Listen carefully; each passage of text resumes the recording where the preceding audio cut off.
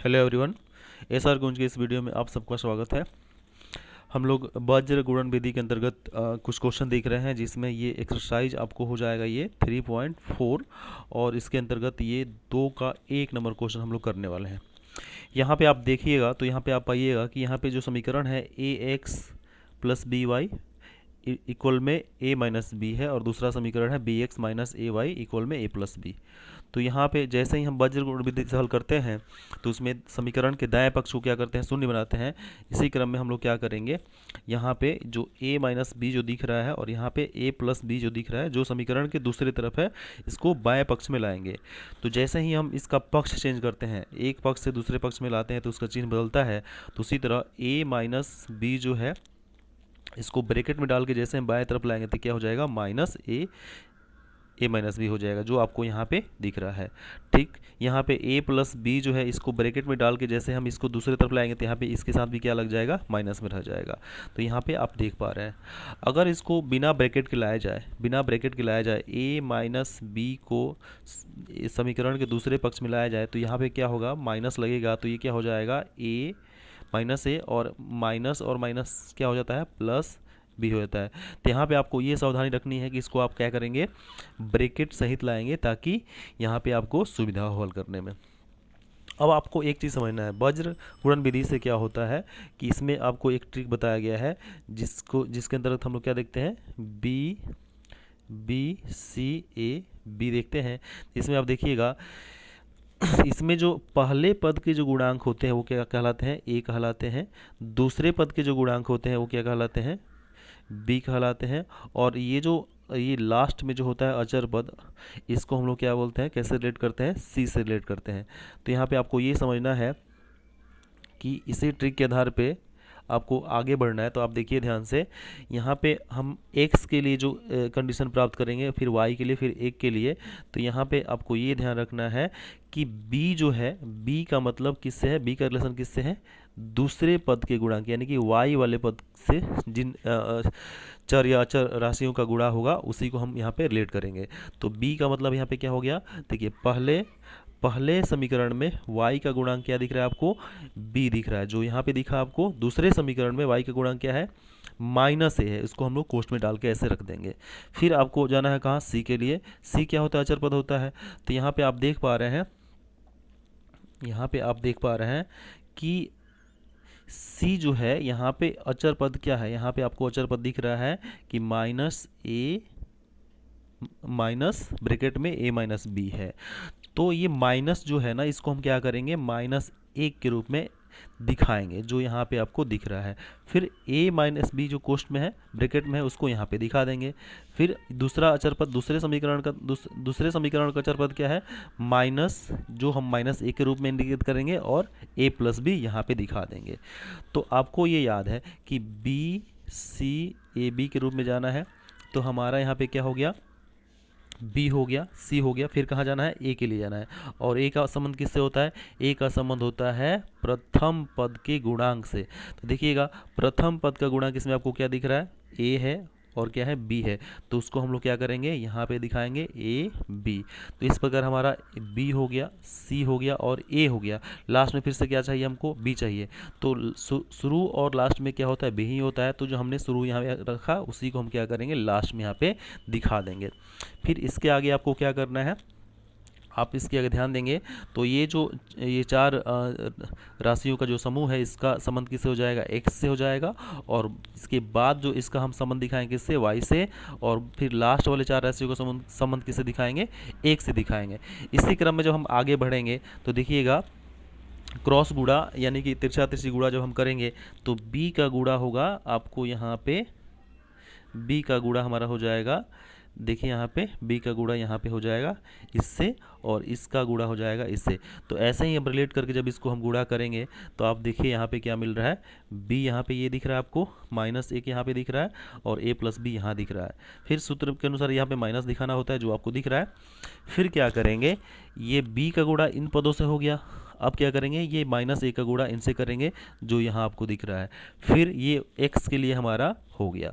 अब चलेंगे हम कहाँ, y के लिए। तो y के लिए इन 4 राशियों से हमारा संबंध है, रिलेट करना है तो यहाँ पे क्या करेंगे, ये जो है ये जो दिख रहा है आपको माइनस ए प्लस ए माइनस बी, इसको बी से गुणा करके यहाँ पे दिखाएंगे, फिर माइनस रहेगा यहाँ पे आपको दिख रहा है, फिर इसको गुणा करके इसको इससे गुणा करके आगे हमको बढ़ते जाना है।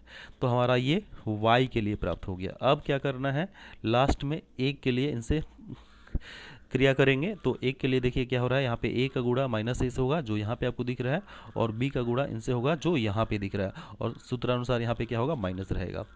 फिर आपको यहाँ इसके आगे क्या करना है, बहुत ही सावधानीपूर्वक इसको सरल करना, इसको हल करते हुए आगे बढ़ना है। देखिए यहाँ पे आपको ये चीज़ ध्यान रहना चाहिए कि यहाँ पे माइनस प्लस जो चिन्ह आ रहा है उसको बहुत ही बारीकी से आपको समझते हुए इसको आगे बढ़ना है।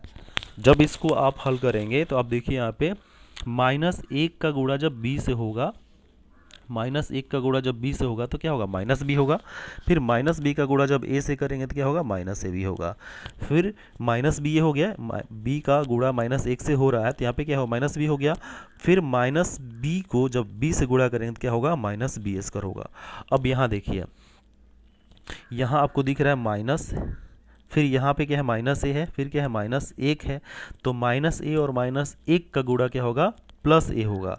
फिर इसके पहले क्या है, माइनस लगा हुआ है, यहाँ पे माइनस यहाँ पे लगा हुआ है, यहाँ पे आपके पास क्या है, ए माइनस में है, और यहाँ पे क्या है, माइनस एक है। तो इन दोनों का गुणा क्या होगा, ए होगा, लेकिन इसके पहले क्या लगा हुआ है, माइनस, तो ये हमारे पास क्या होगा, माइनस हो गया।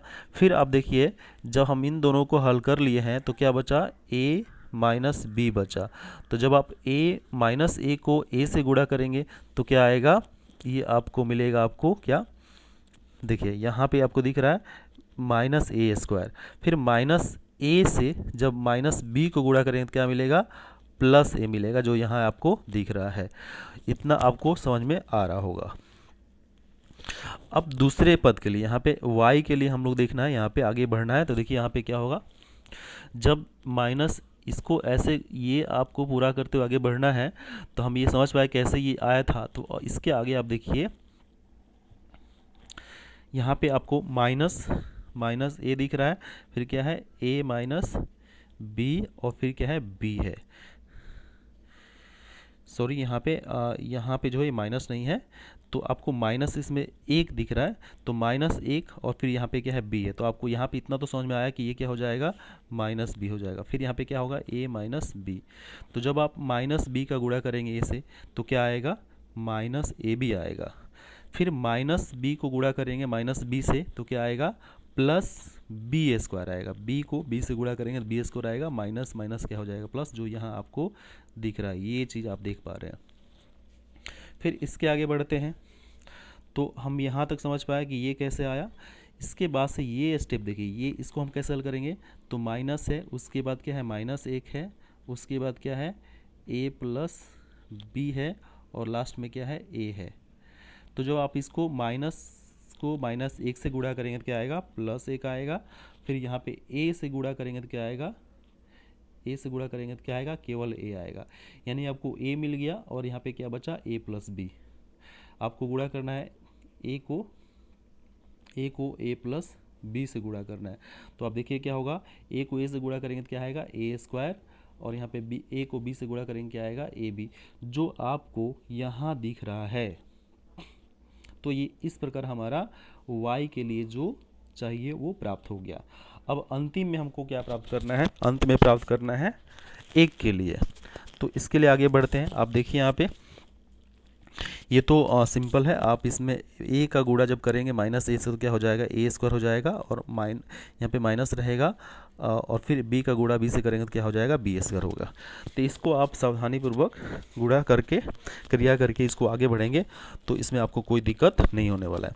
फिर यहाँ पे आप देखिए ध्यान से, ये जो आपके पास ये जो समीकरण प्राप्त हो रहा है, इसके बदले जो हमको ये प्राप्त हुआ, ये समीकरण जो प्राप्त हुआ, इसमें आपको देखिएगा तो यहाँ आप देखिए माइनस ए, यहाँ पे माइनस ए भी है और यहाँ पे क्या है, प्लस ए भी है। तो दोनों क्या होगा, कैंसिल हो जाएगा, कट जाएगा। तो यहाँ आपको क्या बचेगा, माइनस बी स्क्वायर माइनस ए स्क्वायर, या इसको आप सीधे कर लेंगे माइनस ए स्क्वायर माइनस बी स्क्वायर। फिर यहाँ भी ऐसे ही क्रिया है, माइनस ए बी से प्लस ए बी कटेगा तो यहाँ पे क्या होगा, ए स्क्वायर और बी स्क्वायर बचेगा। यहाँ ऑलरेडी क्या है, माइनस ए स्क्वायर माइनस बी स्क्वायर है। इतना अगर आपको समझ में आ गया तो इसके आगे भी आपको कोई दिक्कत नहीं होने वाला है। फिर हम लोग आगे बढ़ते हैं। देखिए इसके बाद आप देख रहे हैं कि जो हम उसको हल करे हैं तो हमको यही प्राप्त हो रहा था, तो इसको हम सावधानीपूर्वक हल करते हुए आगे बढ़ेंगे। अगर यहाँ पे हम माइनस ए स्क्वायर माइनस बी स्क्वायर से अगर -1 कॉमन कर दे तो ये दोनों माइनस जो क्या हो जाएगा, प्लस हो जाएगा, जो आपको यहाँ पे दिख रहा है। फिर यहाँ पे a square plus b square already है, इसमें कुछ नहीं करना है।